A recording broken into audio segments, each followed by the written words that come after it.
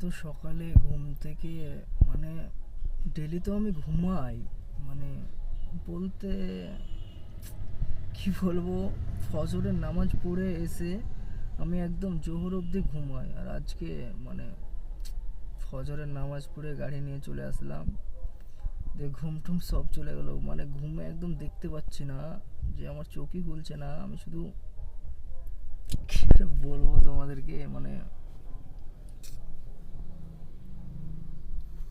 এত ঘুম চোখে, মানে একে তো সারা রাত ঘুমায়নি, দেখতেই পাচ্ছ।